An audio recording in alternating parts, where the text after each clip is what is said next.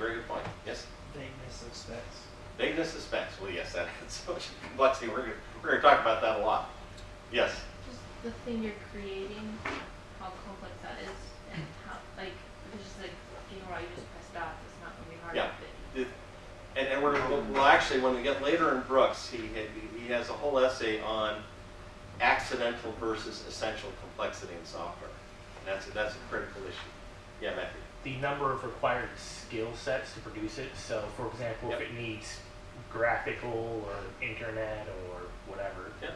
This is why, by the way, I have long held that game programming is the highest expression of computer science and software engineering, because it draws on virtually every key aspect that you've learned in theory in terms of, artificial intelligence, database design, user interface design, user experience design, so on and so forth, and it has to be fun.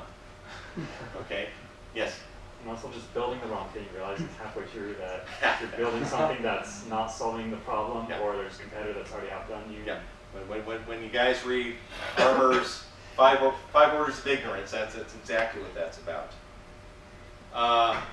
Cross-platform. I'm doing an app. I want it to run on both Android and iOS.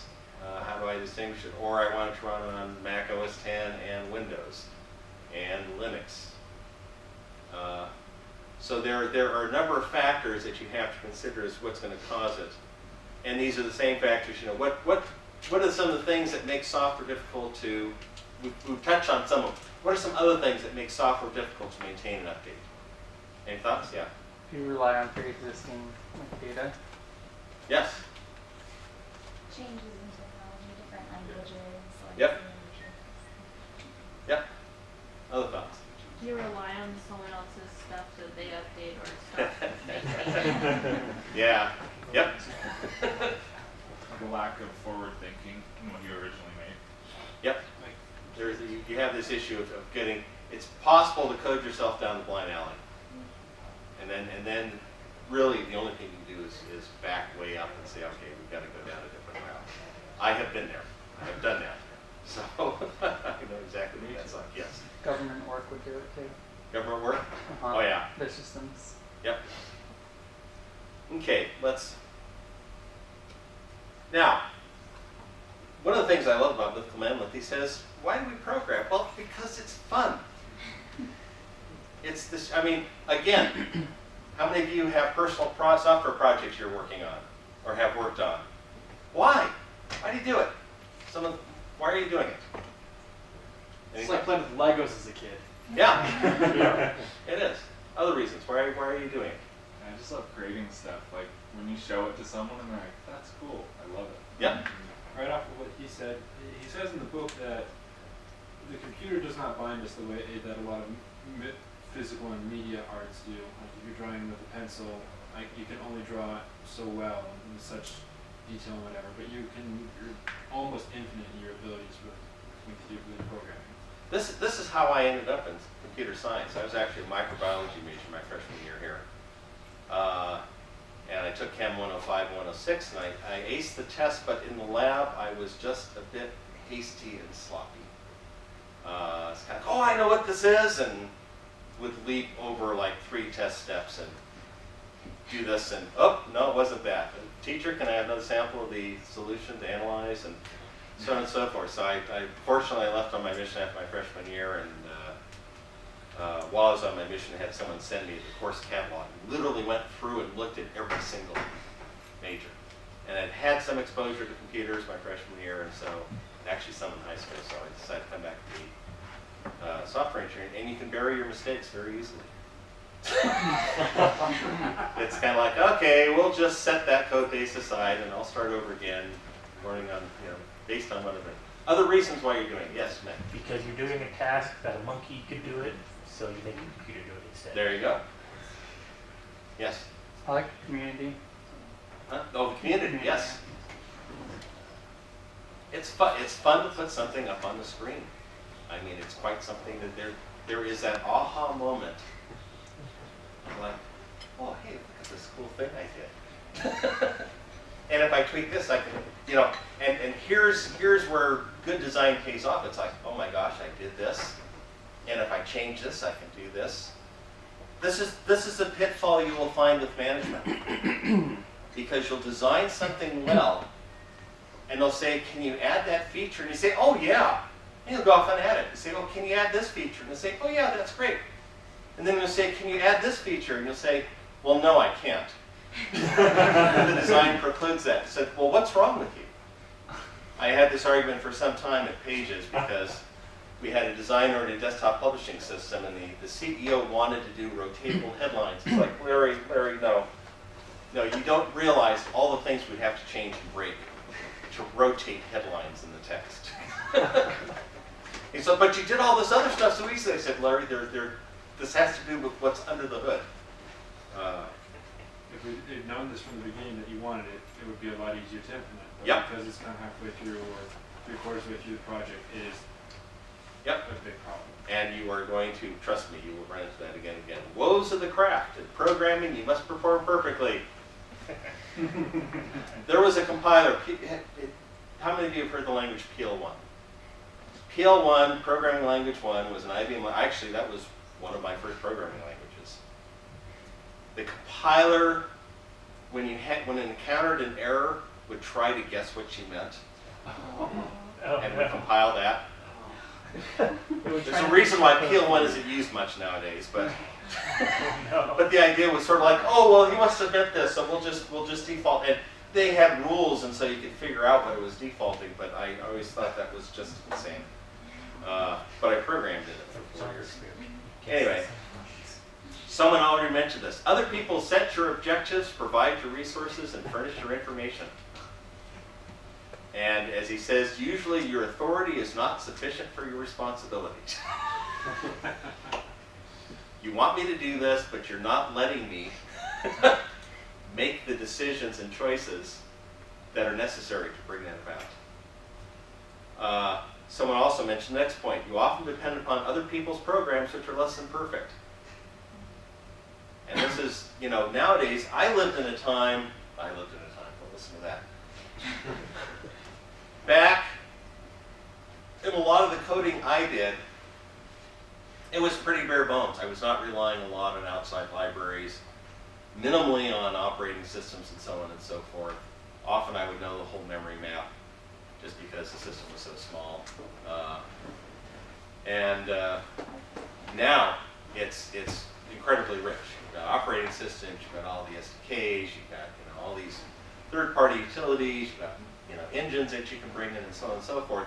But with each new third-party or outside system that's involved, you're setting a new lower upper bound of the quality of the overall system. Because you don't have control, you don't have full visibility into what's there, and if there are defects in there, you only find out about them when you've been tediously tracing through the bugs in your own program, and you realize that when you're making this call to some outside entity, it's not acting the way it should. And there's not much you can do there. Designing grand concepts is fun. Finding nitty little bugs is just work. You all know that rush of that first, whatever it is, 20, 30, 50% of the programming, and it's just great. And now you're trying to make it actually functional, and it just becomes tedious. I gotta do this, I gotta do this, I gotta test this, and I've gotta do that. And his point is that he, as he says in the book, you sort of expect, when we start to close bugs, it's just gonna shut down. No, it's like, it's just a glide path. And in fact, sometimes the glide path is going back up. At Pages, when we were in our war room mode trying to ship the product. And it was a full year late in shipping. We tracked bugs found over bugs closed. And as long as we were finding more bugs than we were closing, we were moving towards completion. And in all the years since then, when I've done analysis of failed IT projects, that's one of the things I look at. Is the project stabilizing? We'll talk at some point here about what I call toxic code. It's possible to have the code base be so poor that it literally cannot be stabilized. You have to throw it out and start all over again. And as I think someone else already mentioned, Sometimes the product's obsolete by the time you're done. Someone's come out with something better. It's kind of like, oh, we're rushing to market and this new product ships. And it's like, oh, we just missed that. Other things. What are other things that you find painful about programming? Yes? Coming into a project like partway through the learning curve of like learning complex code base and then being able to actually do anything productive takes a while. Yeah. Yep. Which is why we have Mythical Man-Month. Yes. Other ideas. What are some of the painful things about programming? Talking a lot also with other people's programs, a lot of the times they don't document their own programs very well. Like I've had to work with a couple of APIs where, okay, we've got this code and it works, but how are we gonna compare it with ours? How are we gonna just communicate? And there's very little. So yeah. Other.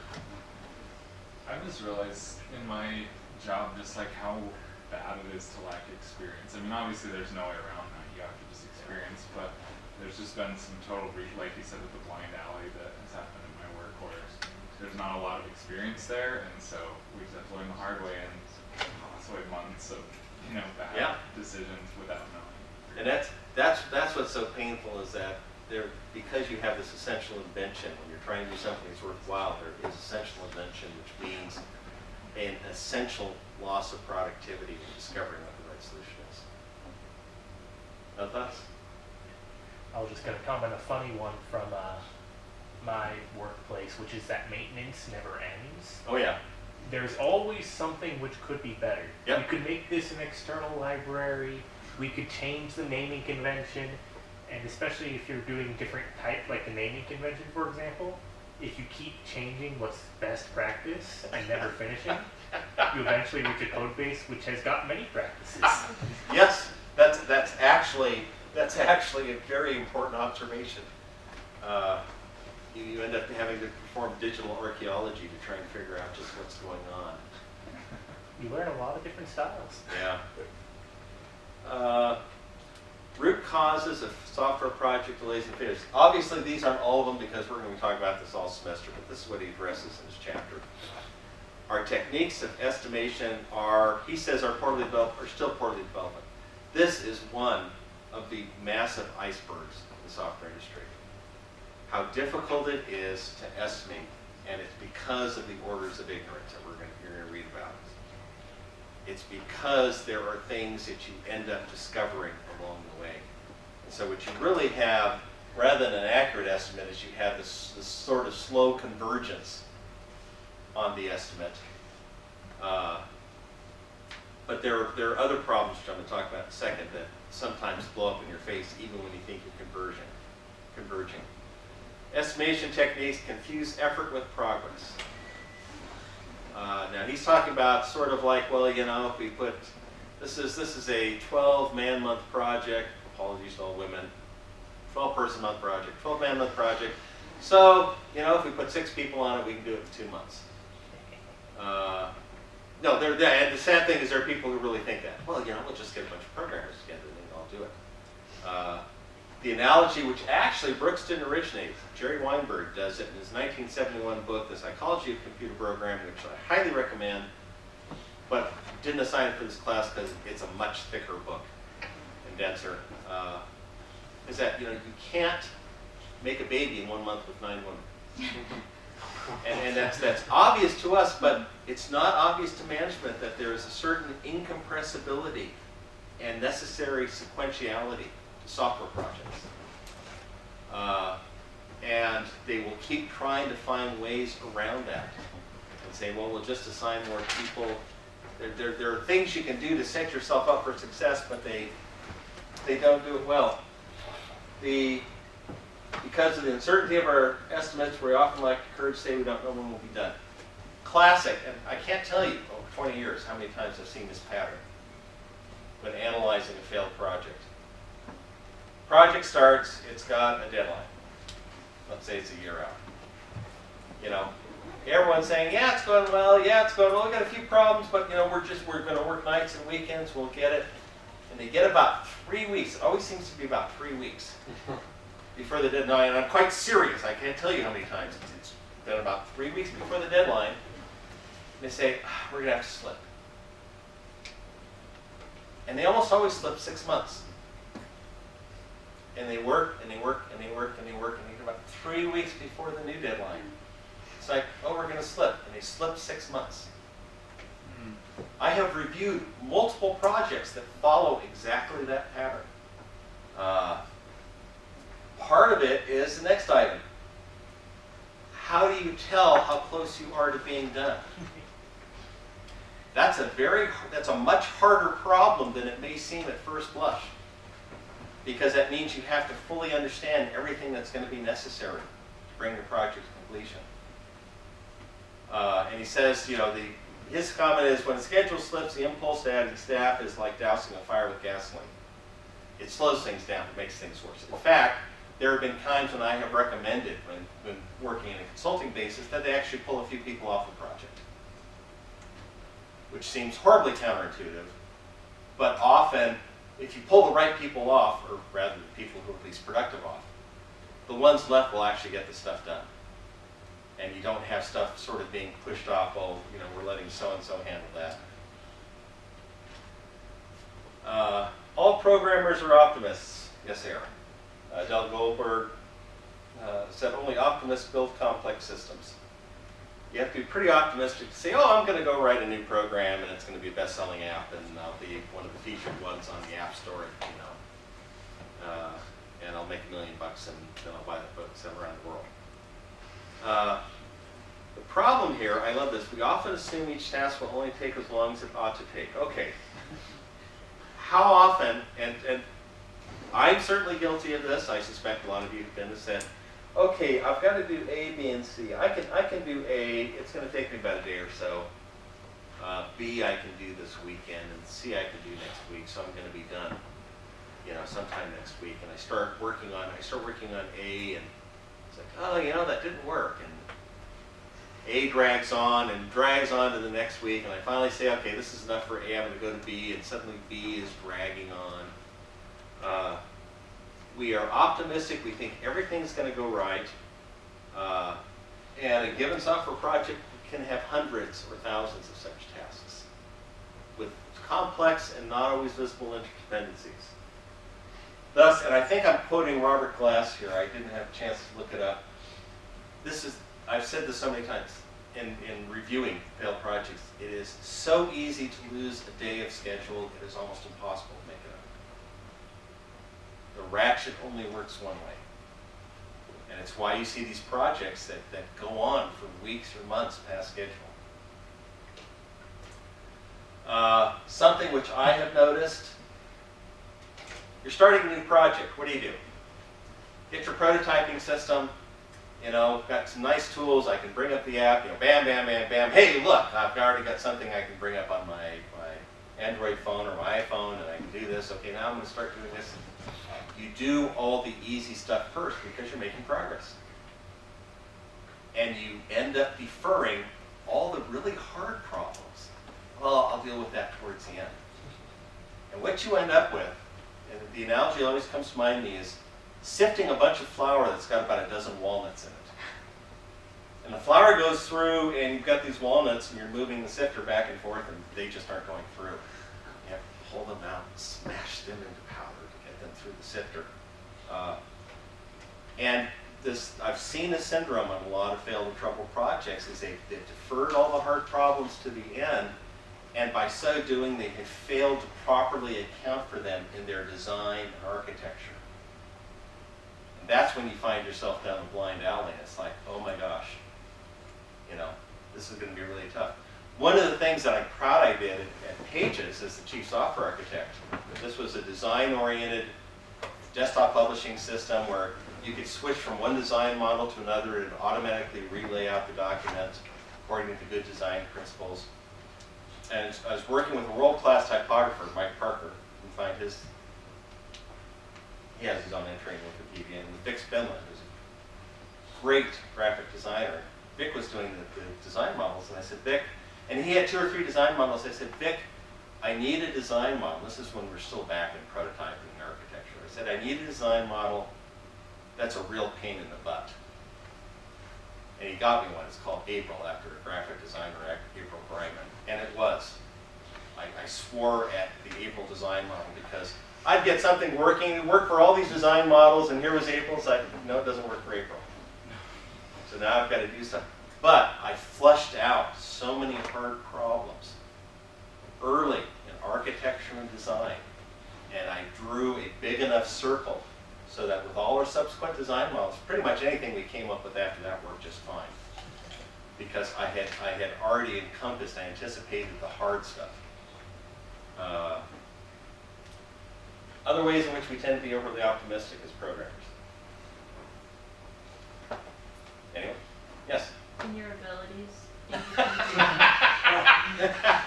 Yes, that actually can be. It's like, oh yeah, I can do this. Oh, maybe I can't do this. Though it's always useful to remember Bill Atkinson at part of the original Macintosh team at Apple used to say, you know, a week or two at your development station can save you an afternoon in the library. Often we seek to reinvent stuff that we can find solutions to elsewhere. Yes? I think this even happens to us as students, like at the beginning of the semester, like, oh, I can do this huge project, and do this side project, and do this thing, I can involve with this club, and like, you know, we have all these hopeful, optimistic estimations, and then as soon as like, you know, midterms start hitting, we're just like putting out fires instead of, and even just like with that, like, all the plans that we once said we're gonna do, like, we're just trying to put out fires and go for the bare minimum. Yep. Oh yeah. Trust me, at the end of the semester, sort of going, I mean, typically what we have at the end of the semester here is everyone said, well, yeah, we're doing this and this, and then we started deferring that. The phrase, which I wasn't familiar with, but apparently was in common use, is minimum viable product, the MVP. And a lot of the projects said, yeah, we wanted to do this, this, and this, and we instead threw out half the features and we're just focusing on this. Other ways in which we're overly optimistic. Any thoughts? Yes? I worked on a project where the original team decided to do it in a new language that none of them had experience in. They all thought that they could learn it as they were doing it. And then when it tanked, they threw a bunch of us on there to help, and we all looked at it and was like, okay, maybe we should back up and teach you how to do this. So sometimes we just get really overly optimistic, again, about our abilities. All the way back when I did Pitfalls of Object-Oriented Development book, I did it like 20 odd years ago. And OO was the big, and he's excused. Just so you know. And OO was sort of seen as this great panacea. Everything, you know, you code 10 times faster, you don't have to do QA, and all this just junk, which is why I wrote a book called Pitfalls of Object-Oriented Development. But that was exactly one of the pitfalls. Is thinking that this new language or technology will somehow make things better, and you're using it on a mission-critical project. Like, are you nuts? So if you're going to adapt a new methodology or technology, well, here's what I see in a lot of the failed projects. After, remember I mentioned the 3 weeks, 6 month, 3 weeks, 6 month. Usually after 2 of those, and again, I've actually on multiple projects, I've seen this in the document record. They suddenly decide they're going to do agile. And this is after the project's been going on for a year. No one knows agile. But somehow we're going to start doing sprints, and we're going to do this, and we're going to have stand-up meetings, and this will get the project back. And in almost cases, they adopt agile, they stick with it for about 2 months, and then they abandon it. But this is a key issue, is this adoption of a new technology when you don't have the experience. If you're going to do that, you want to do it with a pilot project. You want to do it with something that doesn't matter and isn't going to take time. You don't do it with live production code and with deadlines. The Man-Month, and it's simply the idea of, well, we have 12. I mean, we talk a lot about man years or staff years or person years. This is a 20 staff year project and so on. But you do have this mindset that still lingers that says if we put enough people on it, we can reduce the overall time. And the problem is there are sequential constraints in software engineering.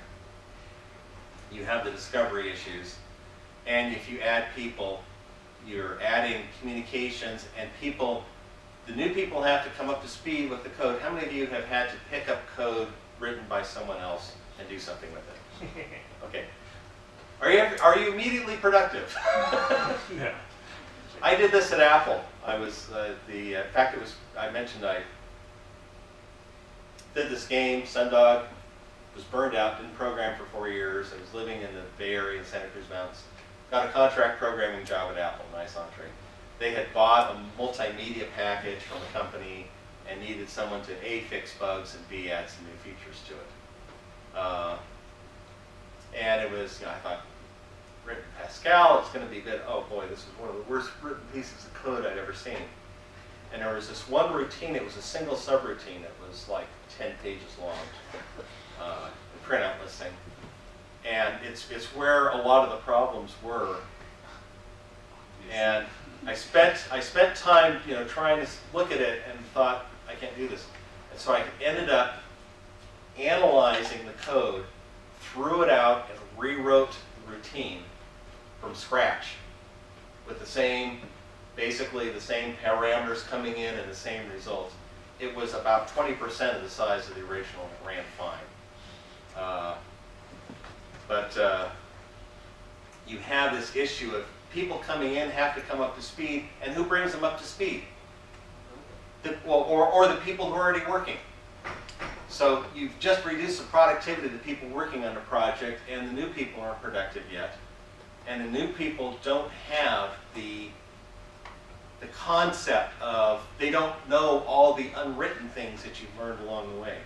There can be good times to bring in a contract on a project, though, especially if it's a project that you're constantly updating, and even if you're a week behind, you're sending updates every 3 weeks anyway, so it's okay. But if you have routines or what have you that are struggling, then I think it's a little more okay to, especially bring in contractors or people from outside of your particular business, to have fresh eyes on this problem with this subroutine that they can probably solve better, because well, if you're relieving the burden on someone else so they can focus on things that are more critical, or if you just don't have anyone assigned, yes.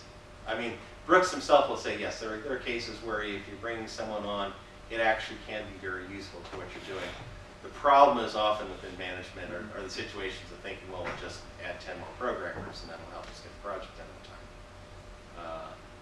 That usually doesn't help. Personnel turnover. What are your experiences with personnel turnover, particularly as interns, as people who had to come in and then go back? So I was a manager at the MTC, and we had student programmers, which I'm a student too, so it's kind of weird, but and people would turn over probably every 9 months, and it was devastating. Like, you couldn't get anywhere really, because you were always not only bringing new people onto a project, but also teaching them how to code at the same time, because they didn't really have any experience. And so we had, like, it was rough. Yeah, yeah, it is. Yes, Matthew. I see two problems that happen with personnel turnover. One, interns turning over. It's on the plus side, they've really managed to, put out different parts of getting new people into different groups. This person gets a computer, this person does this, but not everyone is involved at the start with getting the person up to speed. So, you sort of say, I've got a problem. Oh, you need to talk to this person. And so orientation takes forever, over the next month or so. And then the other problem is, particularly with really old code, you'll run across something and you'll be kind of confused what the actual intention was. And then it turns out the person who wrote it is gone for 3 years. And so everyone's like, well, it probably works. And that is a very critical issue. We'll actually talk later in the semester about the idea of a maintenance architect and having someone dedicated to maintaining old code, precisely because when they walk out and they know what's going on, bring new people on, and there's a lot of information about what you tried and what worked and what didn't work that walks out with that person. It can cause problems. Component debugging and system testing forces sequential constraints. The key thing here is this quote on the third point. I found that few projects allowed one half of the project schedule for testing, but that most did indeed spend half of the actual schedule for that purpose. This is scary because of how true this is. This is why you get unstable projects. One of the most depressing experiences of my professional life, I was called into Fannie Mae. I'd done consulting work there in the mid-90s and was called back in the early 2000s. They were doing this massive re-engineering of their systems that are dedicated. Fannie Mae, what Fannie Mae does as a business is they buy mortgages from banks. So the banks now have more money to use as mortgages. So Fannie Mae takes over the mortgage, they manage the mortgage, that is, they collect the payments on it and so on and so forth. And then they bundle the mortgages as mortgage-backed securities and put it on Wall Street, and Wall Street invests in that, and that gives them the money to buy more mortgages, and so that's basically what they do. And they had a whole bunch of legacy systems. They wanted to do sort of an end-to-end re-architecture. They started this project. It started around 2001. Supposed to take 2 years and cost $180 million. Had two big name firms. They had IBM had just bought up the IT consulting arm of Pricewaterhouse. And they had that in there. And another group, American Management Systems, AMS. So two big name consulting firms, so on. When they brought me in about 2005, the project had been going on for 4 years. They had spent $500 million, and they did not have a single line of code ready to go into production. And I spent 3 months leading a team. Basically, they said, well, tell us what we need to do to get into production. And I led this team, and we did interviews all across the company. We did, code reviews. We looked at architecture and design and so on. We basically came back and said, you have a lot of stuff that you're going to have to redo or do over. It was so depressing to see $500 million spent and have really, to a large extent, nothing working to show for it. And a lot of it was that they had no QA department. Each little department would just do testing on its own as it chose to. And the code was incomplete, it was unstable, it was untested, and given the complexities and working together, it just wasn't going to pull things off. Underestimating the amount of work it takes to get particularly larger complex systems. We're going to talk more about SQA, software quality assurance, throughout the semester. This is a major problem. At Pages, we spent 1.5 years raising venture funds, closed on venture funds, brought our permanent CEO on board. At that point, I was both a project manager and a software architect, and we'll talk later why that's a bad idea. Big clue on your team organizations: do not have your chief architect be the project manager as well. And I wanted to hire a director of quality assurance. And Larry, bless his heart, great guy, great CEO, very experienced, had been on the Xerox Venture desktop publishing system project. He said, well, can't we just hire some college students to come in for the last 3 weeks and sort of bang on the program? And it was all I could do not to bury my face in my hands. Like, no, we can't, Harry, that's not how software quality assurance works.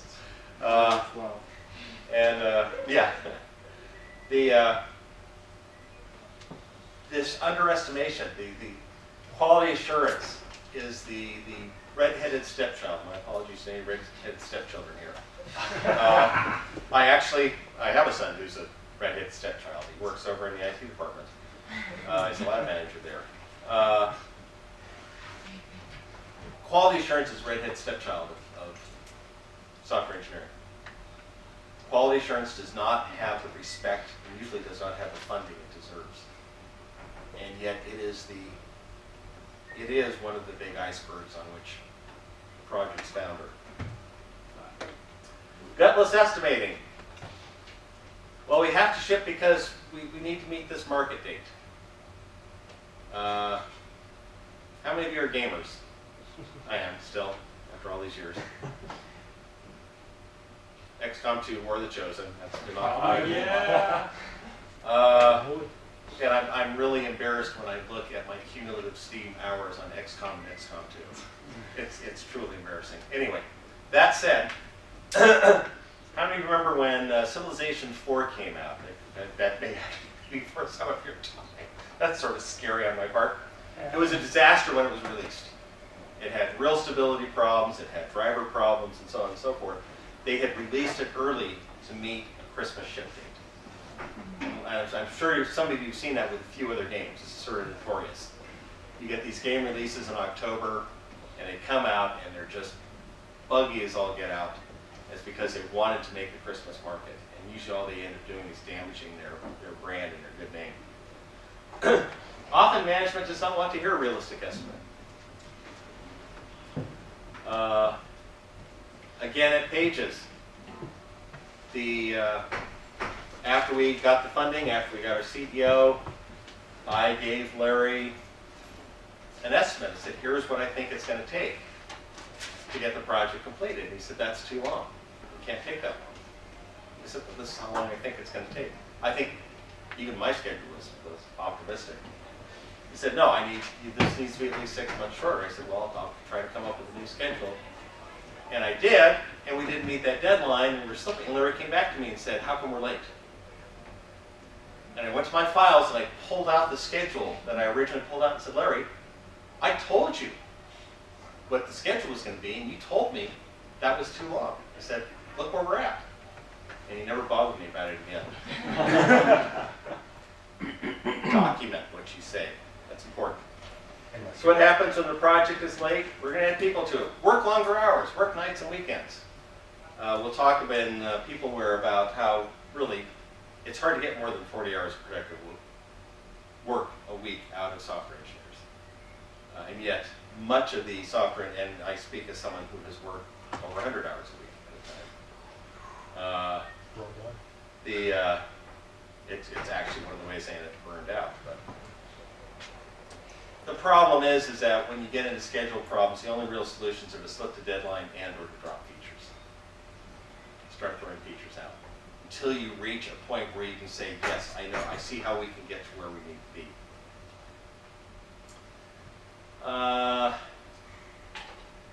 Aristocracy, well, before we get into, why don't we go ahead and take another 10-minute break? Just so you can get up and stretch around.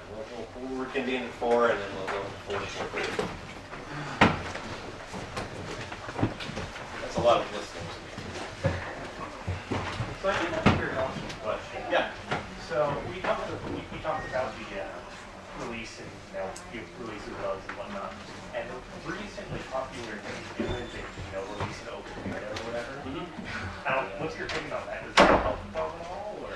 Well, it's a nice way. It depends on how good the beta is, okay? It's a great way to get feedback. If you couch it correctly up front. Let me give you a good example, a bad example. I'll give you with games. When the folks behind the Endless series released Endless Space in Alpha, I was impressed as hell. Because it didn't have all the features it ended up having. But it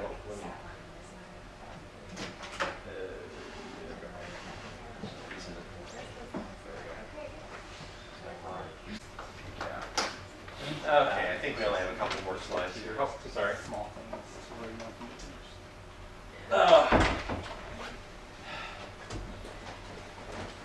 I am a firm believer in having a chief software architect on a product. Brooks argues here that conceptual integrity is the most important consideration in system design. And I agree. Having been chief software architect both for small projects and for larger projects, and having trained software architects or mentored software architects, I mentioned to Eric when I was brought in there, the ones who are doing network management for the Iridium project, and the fact they had, well, there are several problems I found right off the bat. First, everyone was C programmers, but they were having programmed in C++ and really had no understanding of object-oriented design and implementation. That was the first level problem. Second level problems I mentioned was that I asked for the architecture documents, and they gave me 4 diagrams of 4 subsystems, and they had no architecture document that actually those would attach to, and if I tried to sort of match up interfaces, they didn't work. It's kind of like, well, I see a problem right here. And I had to go back and basically step back and craft an architecture for the subsystem, for the overall system, and then figure out what changes we're going to have to make to the subsystems in order to tie into each other. But then they had me mentoring, well, let me back up one step.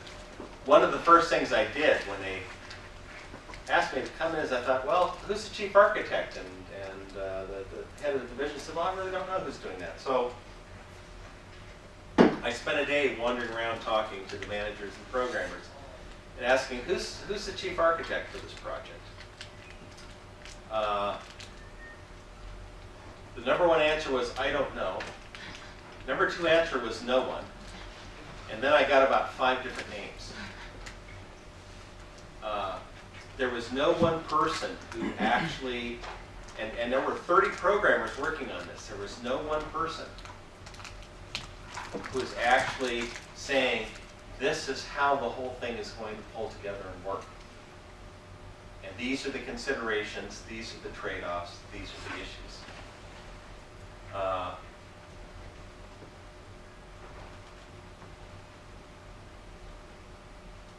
One of the things I'm proud of, and this is, just pat myself in the back here. With Pages software, I spent a lot of time on the architecture. And I came up with a relatively small set of abstractions. In fact, I had this graph paper pad and I had 3 diagrams that I boiled it down to, done with colored pens. One was sort of the fundamental class diagram. One was a fundamental diagram of the actual subsystems and interactions, and one was a diagram of what the underlying document architecture was. And I'd go to Kinko's and I'd get big color copies of these, and each new programmer we hired, I'd hand these to her or him and say, this is what we're building. And it paid off. The program, once we shipped, once we solved all those nifty problems, and let me tell you, footnotes are a pain in the butt. Properly handling footnotes in an interactive desktop publishing system is a vastly more difficult problem than you may think, particularly as you have columns growing and expanding in real time. Anyway, all that said,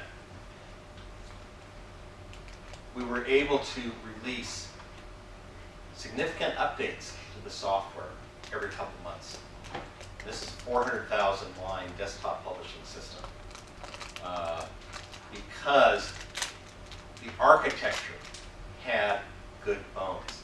In fact, the thing I'm proudest of, we shipped in March of '94, and sometime late that fall, I was at a conference, and someone said, you should look into this World Wide Web stuff that's coming out. So I went to the first Web World Conference, which was in January of 2005 in Orlando.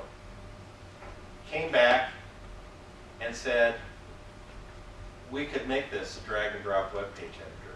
And we did in 3 months. We had a WYSIWYG. In spring of 1995, we had a WYSIWYG drag and drop web page editor that had styles. You didn't touch HTML. You just lay out the page, drag stuff, you punch a button, and it would emit the HTML code. We were running out of money at this time because there was no, we basically saturated the next step installed base. And we wanted to port this over to Windows. And went to the VCs who said, what's this web stuff? Isn't Microsoft just going to own all that? They had no clue what the web was, and we ran out of money. We closed down. Subset of the engineers went off and did a much, much less capable and functional version of what we had, and sold themselves to Netscape for $20 million 2 years later. Ooh, Netscape. So yes, and yes, who's Netscape? Who's Netscape now? Well, they were big back then. Anyway, but the point is that if you have architecture, then product upgrade. If you have solid architecture, product upgrade becomes much easier. Things don't break when you add features, as long as you're following the architecture. you know, one of the great debates that's been going on for 15 years now is, you know, couched in its simplest term, agile versus waterfall. We'll get into more of that later. I have profound sympathy. I'm a believer in the Agile Manifesto and so on and so forth. But one of the great weaknesses of most Agile approaches, as it is done, is they don't do sufficient work on architecture.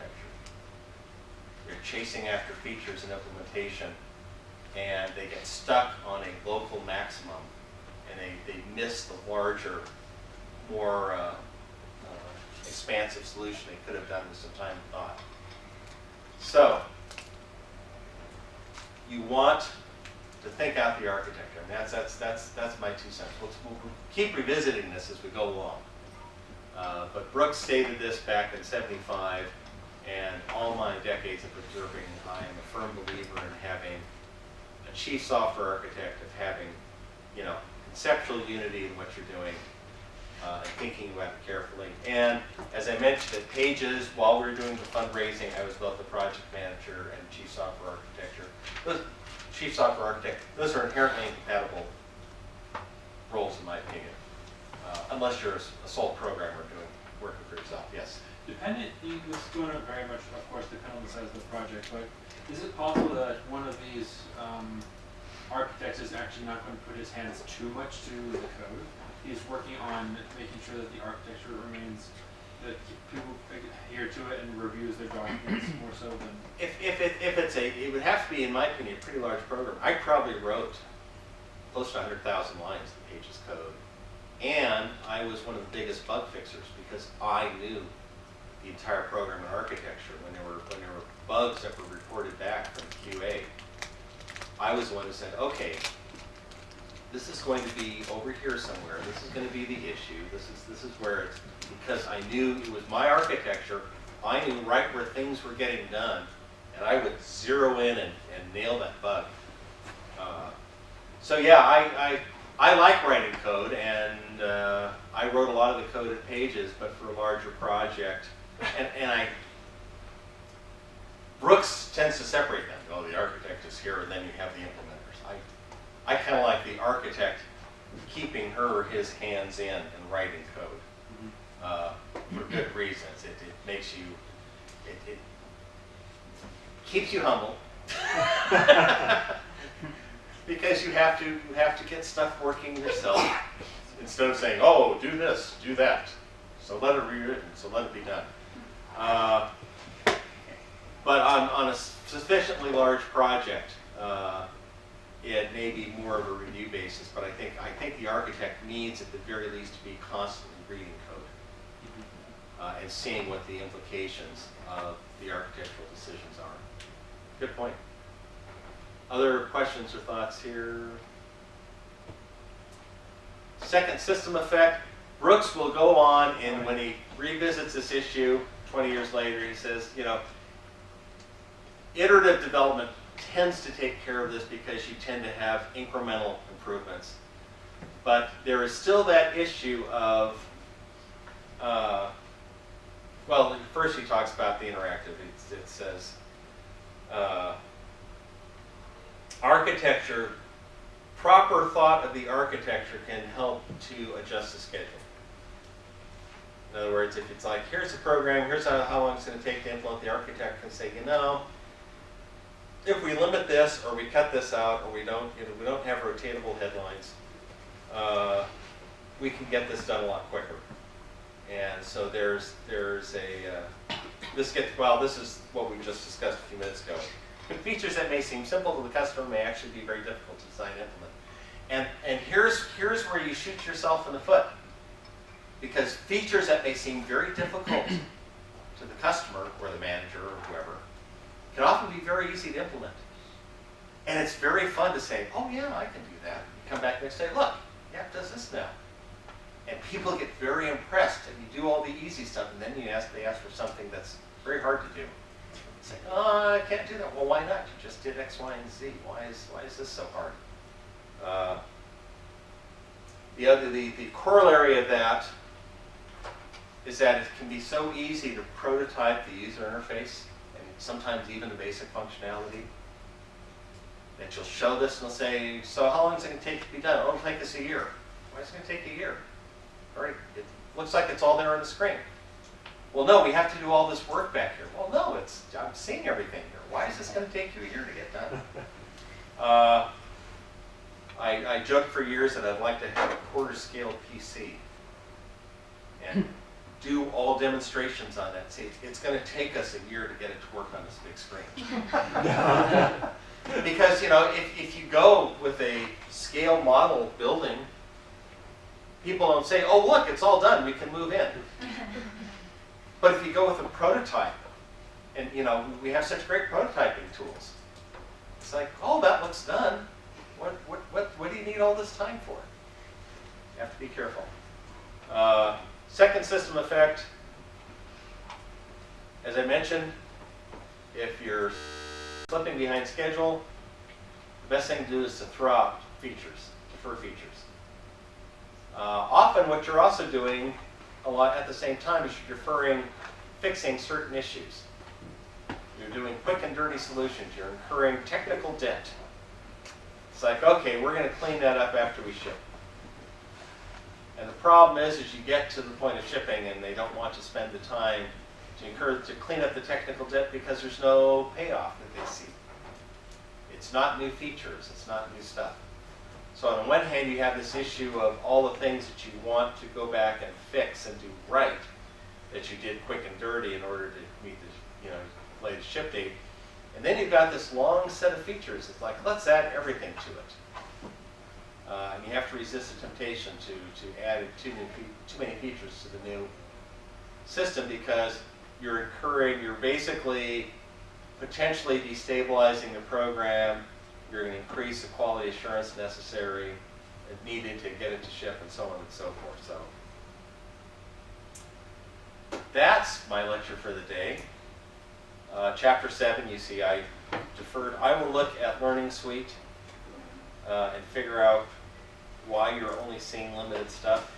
Nothing has left out of me. I will get 5 orders of ignorance up and on the electronic readings list. You should watch one podcast with any associated reading this week. Post at least one project idea in GitHub with the very quick and dirty method we showed. And actually, yeah, reading assignments should be due just before class, so don't worry about the reading assignments being due by midnight. I'll make sure that's updated on Learning Suite. And then once things start to pop up, project ideas start to pop up, try and vote. If you don't get a chance to vote before class, we'll do some more voting here in class. Because we'll end up doing some interactive stuff elsewhere. Yeah. Did you already send the GitHub invitation email out? I need, let's see. No, I haven't. I think I need your GitHub information. But if I can send out invites, then I should be able to do that to everyone at once. How would you like us to get your the information to you? My email is on the class website, bwebster@pfwa.com. Just send an email? Yeah, just send an email. If I can send it, I'll look at GitHub, like I said, I'm coming up to speed on GitHub myself.